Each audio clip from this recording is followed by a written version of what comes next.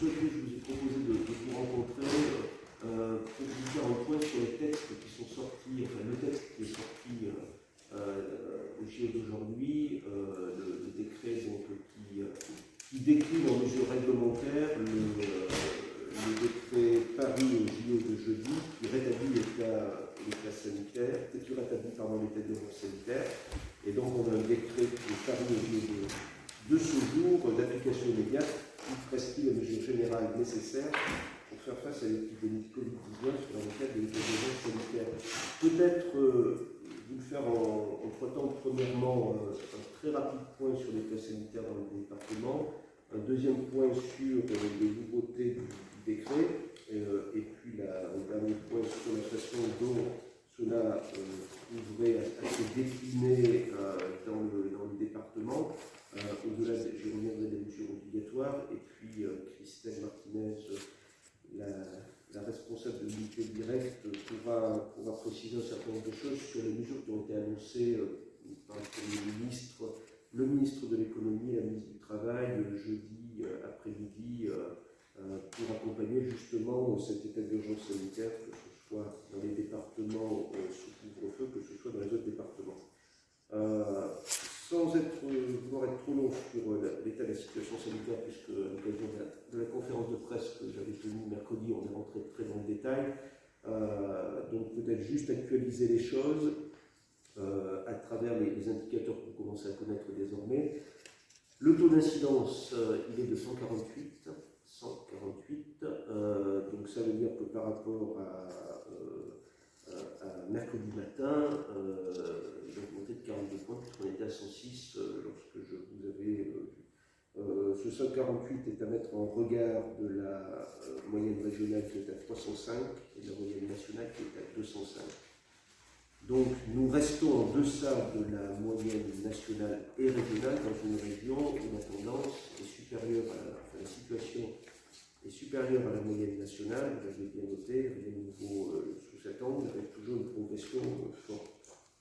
Le taux d'incidence des plus de 60 ans, il est à 94,3. Lorsqu'on s'était vu l'autre fois, il était, je crois, à 66, donc là aussi une augmentation de 30 points. Et enfin, le taux de positivité augmente lui aussi, puisqu'il est à 12,4, et il était, il y a 2 jours quand on s'était vu, il devait être à 9,7 de mémoire. Enfin, il était légèrement inférieur à 10. Dernier indicateur, qui est celui de la situation des hôpitaux, puisque je dirais que tous ces taux d'incidence-là, on peut penser qu'ils dessinent, qu'ils constituent le vivier des gens qui sont susceptibles d'aller consulter chez les médecins, bien arriver à l'hôpital dans les 15 jours qui viennent. Donc la situation dans les hôpitaux est la suivante. On a 46 personnes sur l'ensemble des établissements qui sont hospitalisées pour cause Covid, dont 5 en réanimation. Lorsqu'on s'était vu l'autre jour, on était à 45, dont 2 en réanimation. Donc le nombre total reste stable, 45 versus 46. Le nombre de personnes en réa, par contre, augmente, puisqu'on passe de 2 à 5. Il y a 15 jours, presque on est monté jusqu'à 4. Donc il faut prendre ces chiffres avec mesure. Toujours est-il qu'il montre une augmentation légère mais réelle de la situation.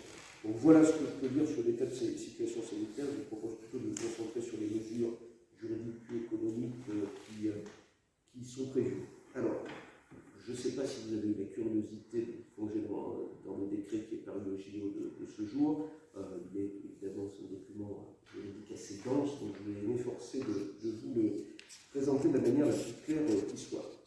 Peut-être avec 4 principes avant d'illustrer très concrètement ce qui change.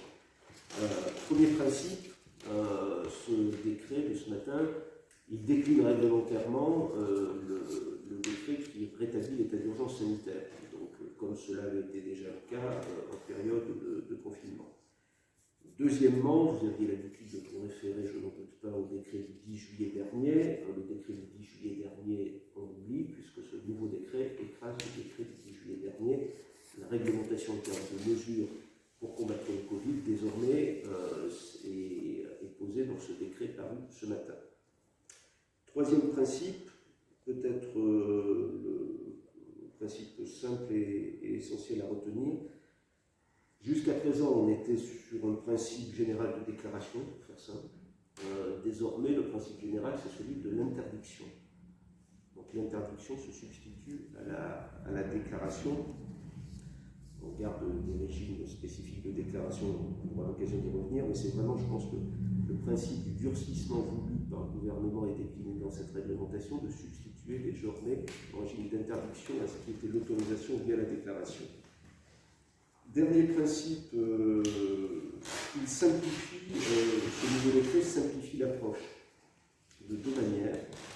Premièrement, il classe les départements en deux catégories au sein de l'état d'urgence sanitaire.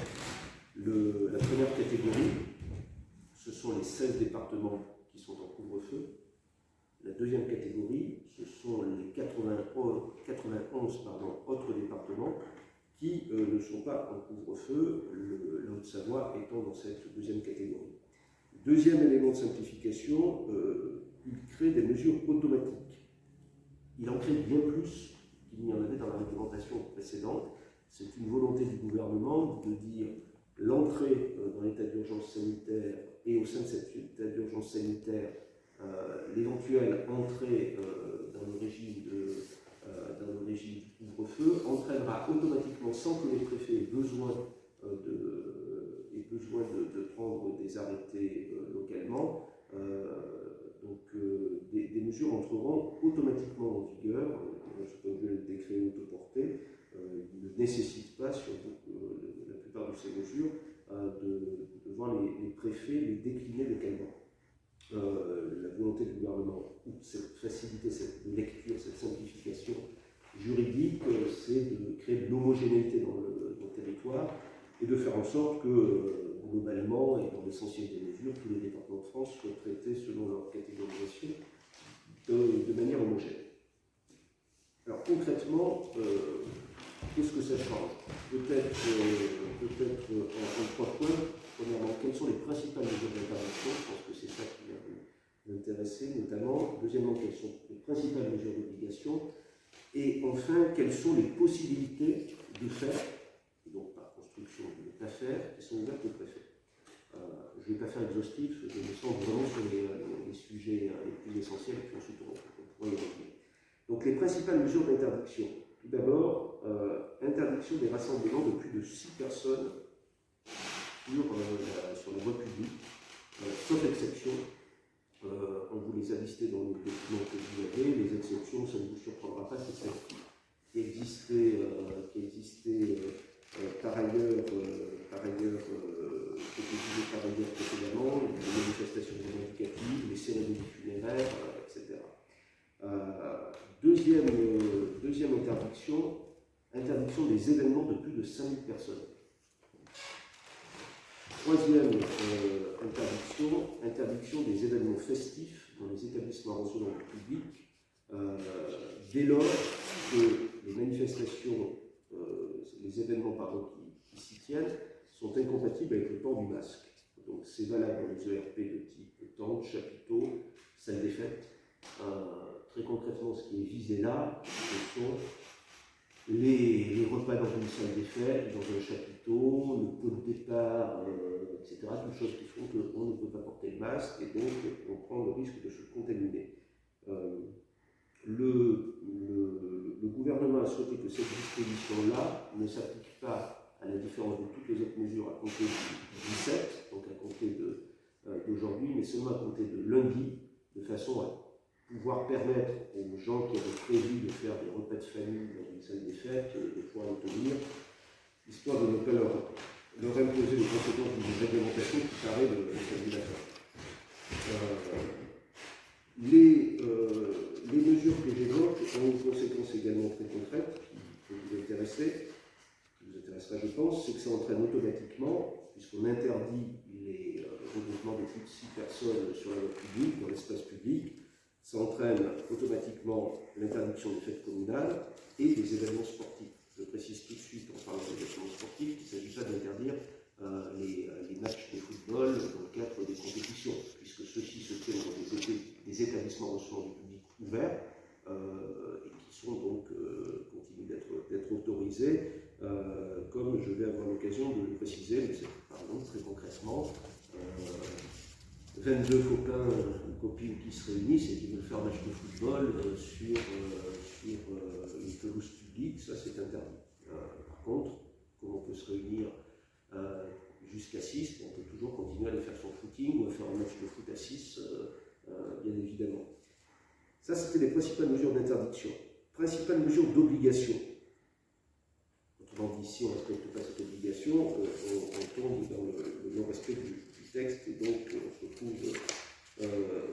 retrouve potentiellement sanctionné. Première obligation, celle de porter le masque dans tous les établissements recevant du public, sauf les établissements recevant du public à l'occasion d'une activité sportive, par exemple une salle de sport ou un gymnase, ou bien pour les activités artistiques. Deuxième obligation, deuxième obligation dans les établissements recevant du public, debout ou circulant. Concrètement, c'est la salle de spectacle, on est debout pour écouter un concert, c'est le musée où on déambule. Il y a l'obligation, évidemment, de porter le masque, mais la nouveauté, qui existait déjà avant, la nouveauté, c'est que désormais, il faudra respecter une jauge minimale de 4 mètres carrés par personne. Dit autrement, un musée, par exemple, pourra recevoir sa surface ouverte au public divisée par 4 mètres carrés. Si un établissement un musée a 400 mètres carrés, eh bien, il pourra recevoir 100 personnes. La possibilité ouverte par le décret pour les préfets de rajouter à ce seuil individuel de 4 mètres carrés un nombre maximal de personnes. J'aurai l'occasion d'y revenir. Ce n'est pas une obligation, alors que 4 mètres carrés, c'est tout de suite applicable. Dans les ERP, place assise, la salle de concert, le cinéma, c'est un siège entre chaque personne. On peut y venir en groupe d'amis, groupe familiaux de 6. Donc à ce moment-là, on occupe 6 sièges. Et il y a un siège de séparation avec la personne isolée seule ou avec un autre groupe, par exemple. Enfin, dans les cafés et restaurants, l'obligation de 2 mètres entre chaque table doit s'ajouter l'obligation de 2 mètres entre convives au sein d'une même table.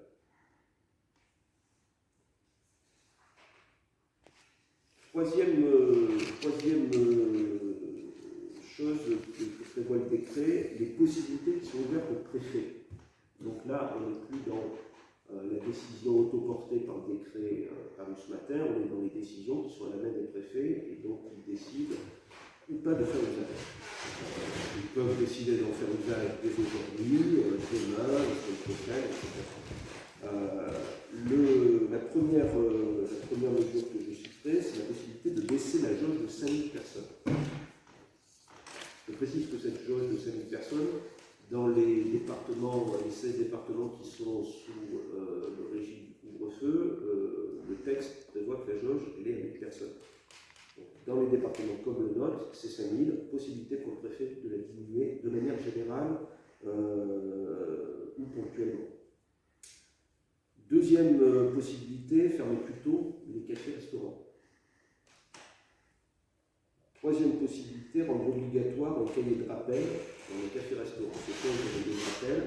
C'est un document sur lequel le responsable du café ou du restaurant note les coordonnées des gens qui viennent dîner, qui ont réservé ou qui arrivent spontanément sans réserver, pour pouvoir, au cas où ils seraient contactés par la CPAM, dans le cas du contact tracing, si quelqu'un qui mangeait dans le restaurant s'est déclaré positif et a donné le nom des personnes avec qui il dînait, on s'est rendu compte qu'une des difficultés, c'était facile de retrouver les personnes avec qui il avait dîné, c'était beaucoup plus compliqué de retrouver les personnes dans les tables environnantes au sein du restaurant où il avait dîné. Donc, comme ce sont des lieux de convivialité où on tombe le masque, potentiellement, on peut se contaminer d'une table à l'autre. Donc, rendre obligatoire le cahier de rappel pour les cafés-restaurants doit permettre, lorsque la CPRM va faire un tracing, d'appeler les gens pour savoir, pour faire le questionnaire habituel et savoir s'ils ont ressenti ou ressentent des symptômes. Quatrième possibilité, la possibilité d'activer les registres communaux pour les personnes vulnérables dans les communes. Les registres communaux, c'est ce qui a été créé après l'épisode caniculaire de 2003, où les communes communes devaient tenir des registres de personnes vulnérables pour pouvoir les contacter en cas de pic de température. Enfin, dernière possibilité, et ça me permettra de faire la transition avec la façon dont on décline ça ici, en Haute-Savoie, l'obligation, la possibilité pour le préfet d'obliger le port du masque dans certains espaces. Donc, tout ce que je viens de vous dire là, à l'exception de certaines des possibilités pour le préfet, tout ce que je viens de vous dire là s'applique depuis ce matin, ou à compter de lundi pour les ERP, dans lesquels, ce qu'on espèce le week-end pour les ERP qui reçoivent des réceptions festives, tout ce que je viens de dire là s'applique dans ce département de Haute-Savoie depuis ce matin, publication du décret, puisque le décret était d'application immédiate dans ce département, comme dans les 91 autres départements qui sont placés au même niveau. J'ai par ailleurs repris et publié, il est dans le dossier de presse, l'arrêté que j'avais pris mardi, sur lequel j'ai eu l'occasion de communiquer mercredi. Donc j'ai repris l'arrêté de façon à le caler, l'adapter avec, par rapport au nouveau décret. Donc cet arrêté a été pris après avis de l'ARS. Cet arrêté reprend sans surprise les dispositions qu'il y avait déjà, à savoir, vous le verrez dans son article 1, on reconduit l'obligation de porter le masque dans les marchés publics de plein air, les brocantes, les premiers, de porter le masque dans les parcs de stationnement des centres commerciaux et aux abords de ces établissements dans un périmètre de 50 mètres, et l'obligation de porter le masque dans un périmètre de 50 mètres aux abords des établissements scolaires, des gares, de transport terrestre, ferroviaire et lacustre. Donc, je l'ai repris pour coller à la nouvelle réglementation dans un souci de sécurité juridique. En revanche, à ce stade, je n'ai pas prévu, en tout cas je n'ai pas pris d'arrêté qui prévoirait de baisser la jauge de 5 000. Je n'ai pas pris d'arrêté qui rendrait obligatoire le cahier de rappel dans les cafés-restaurants, et je n'ai pas pris d'arrêté qui fermerait plutôt les cafés-restaurants. Et de la même manière, je n'ai pas pris d'arrêté qui rendrait obligatoire l'activation des registres communaux de personnes vulnérables. Tout simplement parce que, s'agissant des cahiers de registres communaux, j'ai eu une conférence avec les élus ce matin, et donc j'ai souhaité avoir leur avis là-dessus, donc je leur ai donné quelques jours pour réfléchir et pour qu'on échange sur cela. De la même manière, j'ai eu l'occasion d'inviter à venir me voir ce qui sont fait les représentants de la profession café, hôtel, restaurant mardi dernier. Donc avant de prendre des mesures, je m'étais engagé auprès d'eux à réévoquer des mesures plus contraignantes. Donc on les verra à nouveau la semaine prochaine pour voir quelles mesures il convient de prendre. Je rappelle qu'il y a déjà un certain nombre de mesures qui s'appliquaient les concernant, que nous avons été amenés à prendre 17 arrêtés de mise en demeure auprès de cafés-restaurants qui ne les respectaient pas, et que ces 17 mises en demeure, à ce jour, se sont traduites par une fermeture d'établissement. Il y en aura sans doute d'autres dans les jours qui viennent, puisque nous avons fait des constats cette semaine des établissements qui ne respectaient pas du tout, mais alors pas du tout, la réglementation. Voilà ce que je pouvais vous dire sur ce nouveau cadre juridique, sur la façon dont on le décline. Peut-être Christelle, vous laissez la parole pour présenter un peu les mesures de soutien économique qui vont être mises en œuvre. Merci. Alors, merci. Juste pour rappeler que le gouvernement, dès le mois de mars, a déployé un certain nombre de mesures de soutien à l'économie, donc qui sont recensées en grande thématique. Donc, il y a eu des reports de dettes d'impôt, on va dire de reports d'imposition qui sont à la main des finances publiques. On a également pu mobiliser des aides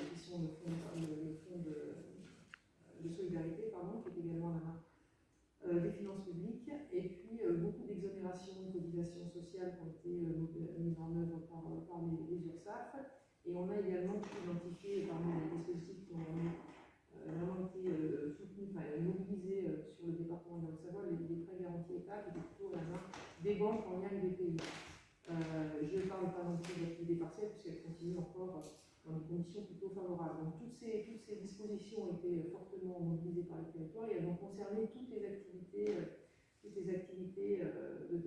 économiques. C'est-à-dire que on les a beaucoup mobilisés sur l'industrie, on les a beaucoup mobilisés dans le tourisme, tous les secteurs d'activité ont été consommateurs de tous ces outils. Aujourd'hui, des évolutions importantes ont lieu et liées à cette situation un peu plus crispée, on va dire, sur la diffusion de ce virus, et elles concernent davantage l'activité touristique.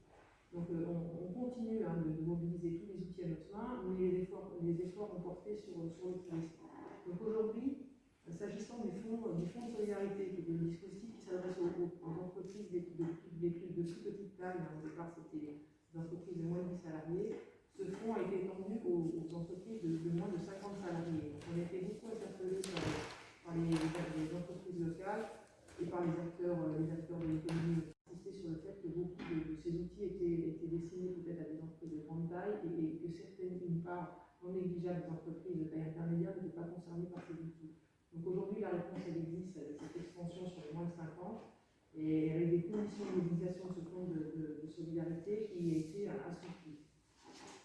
On va avoir deux niveaux d'intervention sur ce fonds de solidarité. Donc pour les entreprises qui justifient d'une perte de chiffre d'affaires inférieur à 50% de leur chiffre d'affaires, les taux d'accès à ce fonds de solidarité vont être traditionnels, c'est-à-dire c'est les fameux 1 500 € qui sont à la main des employeurs. Ces 1 500 € sont complétés de 2 000 € qui sont mobilisés par le niveau régional. À ce niveau-là, ça ne change pas si ce n'est sur le seuil de 50% de chiffre d'affaires. La nouveauté, elle va porter sur les entreprises qui enregistrent une baisse de chiffre d'affaires plus importante, de l'ordre de 70 à 80%, et là, on va pouvoir atteindre des niveaux d'aide qui vont aller jusqu'à 1 000 €. Donc, ce n'est pas négligeable, puisqu'on est à 1 500 € mensuels, on peut passer sous certaines conditions, donc des questions de seuil, à 10 000 € d'aide mensuelle. Donc, c'est une aide assez importante pour ces entreprises. Ça va également concerner les entreprises qui sont soumises à la fermeture administrative. Donc elles vont pouvoir continuer à bénéficier des exonérations de cotisations sociales jusqu'à la fin de l'année. Donc là aussi, on cible les entreprises qui sont aujourd'hui les plus impactées par le couvre-feu et les nouvelles conditions qui limitent l'activité plutôt touristique. Ce qu'il faut retenir également, c'est que l'ensemble des secteurs qui émargent sur ce milieu un petit peu favorisé ponctuellement par les mesures de soutien, a été étendue, c'est-à-dire qu'on a ouvert plusieurs autres niveaux d'activité à ces entreprises touristiques. C'est-à-dire qu'on avait listé un certain nombre de métiers, on avait une annexe dans nos arrêtés qui listait un certain nombre de métiers. De nombreuses autres activités ont été rajoutées pour essayer de couvrir de manière plus large possible les entreprises qui avaient émargé sur ce plan de soutien à l'activité touristique. Ce qu'il faut également rajouter, c'est que sur l'activité partielle à partir du 1er novembre, théoriquement, l'ensemble des employeurs qui émargent à l'activité partielle vont voir le taux d'indemnisation revu à la baisse. Ça va concerner l'ensemble des employeurs du territoire national, à l'exception de ces fameuses entreprises qui sont listées, dont l'activité est listée en annexe de ce plan touristique et qui pourront continuer à bénéficier des taux de prise en charge qui seront équivalents jusqu'à la fin de l'année à 100 €, c'est-à-dire 100% de prise en charge de l'indemnisation de l'activité partielle. Ce qui n'est pas le cas pour les autres, puisqu'elles vont baisser à partir du 1er novembre à 36%. Donc on voit qu'il y a un effort important qui est réalisé pour ces entreprises qui sont directement impactées par les nouvelles mesures du gouvernement, les nouvelles mesures restrictives, et qui ont besoin de compenser autant faire ce que l'impact négatif sur leur activité économique.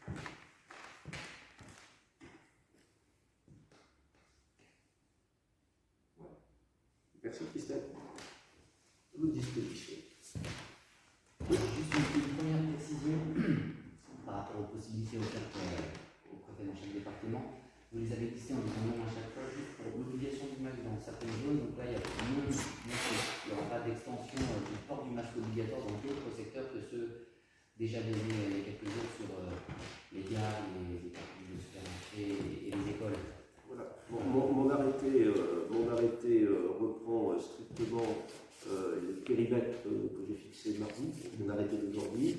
Donc, il vient compléter un corpus que vous connaissez, qui est les obligations faites par l'ancien décret et reprises par le nouveau décret, obligation du port du masque dans les ERP, etc., dans le milieu professionnel, bien sûr. Et puis, je rappelle qu'il y a aussi des arrêtés municipaux qui ont été pris, qui pourront vont être pris demain dans de nouvelles communes pour obliger au port du masque dans certains espaces au sein des communes. Voilà. Mais on n'est pas sur une mesure d'obligation du port du masque sur l'ensemble du département. Le décret sorti ce matin ne l'ayant d'ailleurs pas prévu. C'est pas une mesure générale. Donc l'état d'urgence sanitaire simple de la Haute-Savoie ne va pas différer de ce qui a été dit aussi au niveau national. Voilà, pour l'instant. Absolument pas. On n'a pas de particularité. Il n'y a pas de particularité, hormis les mesures que j'ai prises dans mon arrêté qui n'ont pas été prises dans tous les départements, de la même manière qu'elles n'avaient pas été prises dans tous les départements lorsque mon prédécesseur, fin juillet, a pris son arrêté, obligeant au port du masque dans certains périmètres que j'ai élargis mardi et confirmé aujourd'hui. Tout à l'heure, vous avez parlé d'une fermeture d'un établissement pour non-respect de la réglementation. C'était quoi, le port du masque? Oui, tout à fait. C'était pour un problème de port du masque où les gens ne respectaient pas le port du masque à l'intérieur de l'établissement, c'est-à-dire qu'ils ne mettaient pas le masque lorsqu'ils circulaient entre les tables et le bar, etc. Donc, l'établissement en question avait fait l'objet d'une mise en demeure et c'est à l'issue de nouveaux constats qui a conduit à constater que les mesures n'étaient toujours pas appliquées, j'ai pris un arrêté de fermeture pour 7 jours. Est-ce qu'il y aura une augmentation des contrôles? Vous parliez tout à l'heure de parties de football sauvage. Est-ce qu'il y aura des contrôles, par exemple, pour ce genre de situation? Ouais, bien sûr qu'il y aura des contrôles. Il y en a déjà eu plusieurs milliers depuis la mise en vigueur des différentes dispositions. Il y en aura, j'ai passé des consignes claires et précises en ce sens aux forces de sécurité. On a un département qui est plutôt dans le haut en termes de contrôle. J'ai eu l'occasion de rappeler mercredi, j'ai plus le chiffre des contrôles en tête, on devait être à 3800 contrôles, et il y a eu moins de 200 contraventions qui ont été mises. Ça veut dire qu'on contrôle beaucoup, mais qu'à côté de ça, on voit quand même que la réglementation est respectée, mais que dans un certain nombre de cas, elle ne l'est pas, d'où les contraventions qui sont mises, et je le redis, on voit que le relâchement se fait depuis une période plus récente. Encore une fois, l'objet, c'est pas de prendre des mesures pour embêter les gens. Voilà, si la réaction doit être, il y a une interdiction des rassemblements de plus de 6, donc on va faire une partie de football sauvage à 22, rien que pour narguer. Mon seul commentaire, c'est d'une stupidité sans nom. Encore une fois, je le redis, porter le masque, c'est se protéger soi-même, mais c'est surtout protéger les autres. Donc si on s'en fiche pour soi-même, très bien, mais qu'on fasse preuve d'altruisme.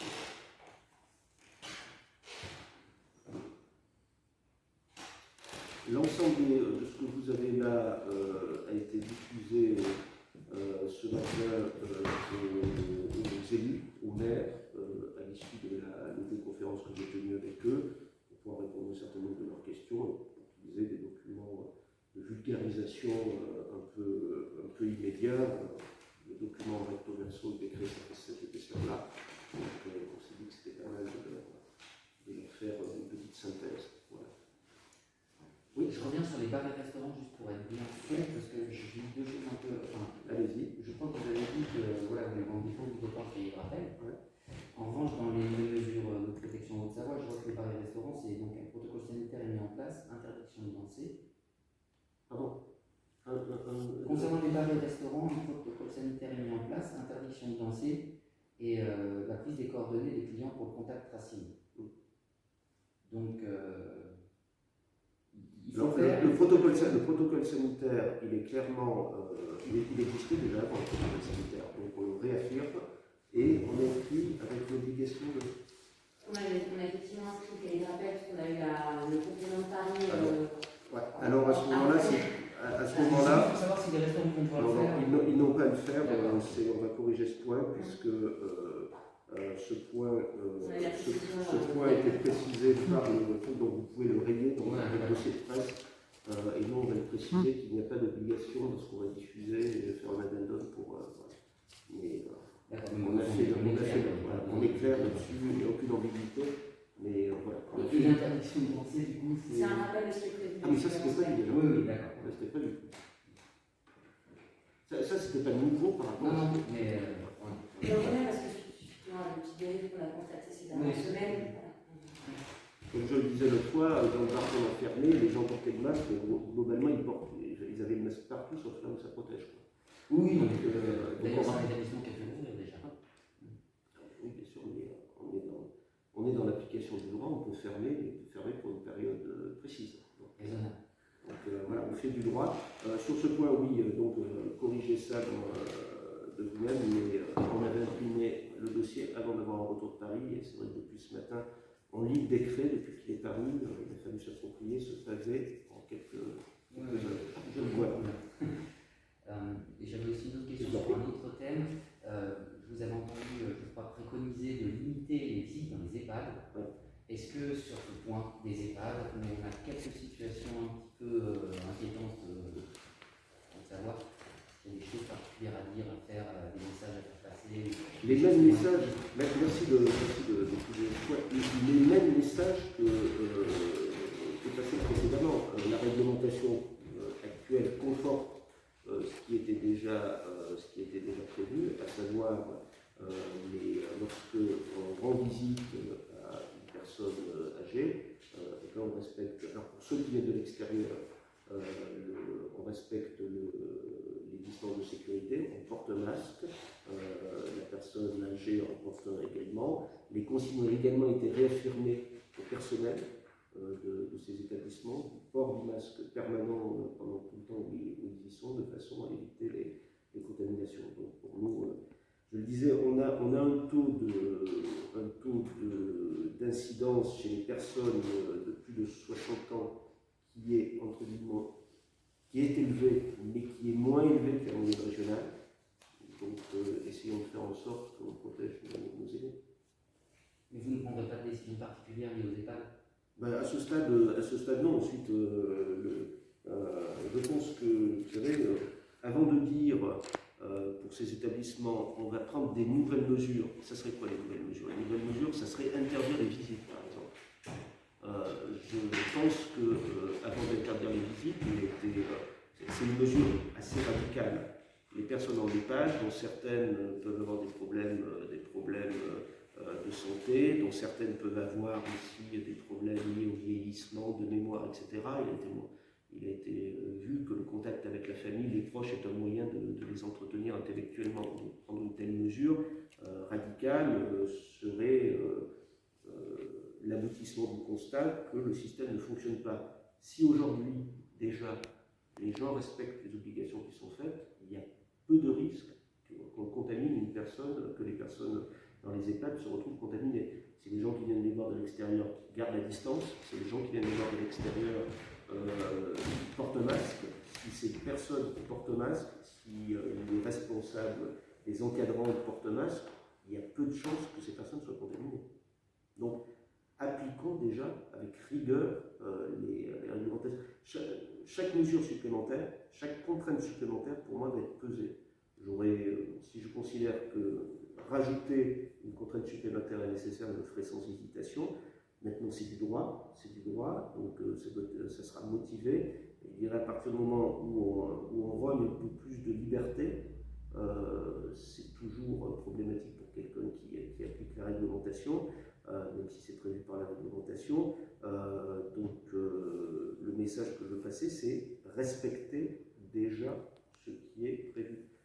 Si on en arrive aujourd'hui à la situation que connaît notre pays, c'est parce que la dégradation, comme le chef de l'État a eu l'occasion de le dire mercredi soir, la dégradation de l'état sanitaire s'est brutalement accélérée depuis 15 jours. Et si elle s'est brutalement accélérée, alors même qu'il y avait un cadre juridique assez contraignant, c'est parce que les gens ne respectaient pas, soyons clairs.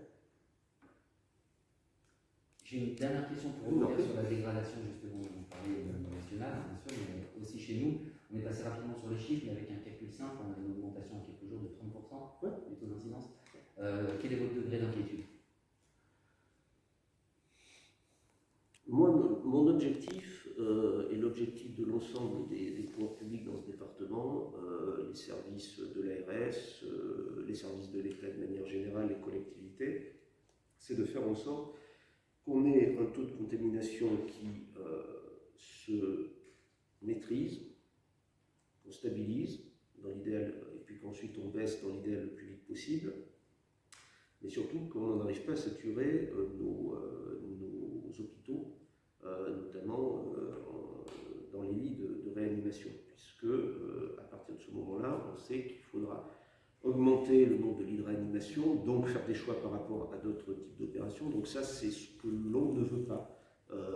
Mon degré d'inquiétude,